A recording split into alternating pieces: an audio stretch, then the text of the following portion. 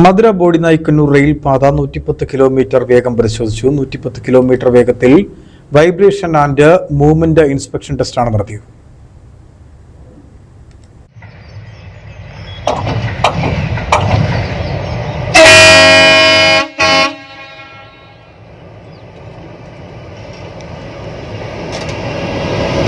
ട്രാക്കിന്റെ കമ്പനവും ചലനവുമതിന്റെ തകരാറുകളും പരിശോധിക്കുകയായിരുന്നു ലക്ഷ്യം.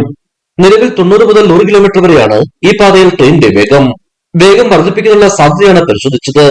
മധുരയിൽ നിന്ന് ബോഡിനായ്ക്കന്നൂരിലേക്ക് ദിവസവും രാവിലെയും വൈകുന്നേരവും ഇപ്പോൾ ഒരു ട്രെയിൻ ഓടുന്നുണ്ട്. ഇതുകൂടാതെ ആഴ്ചയിൽ 3 ദിവസം ചെന്നൈയിൽ നിന്ന് മധുര വഴി ബോഡിനായ്ക്കന്നൂരിലേക്കും തിരിച്ചും സർവീസ് നടത്തുന്നുണ്ട്.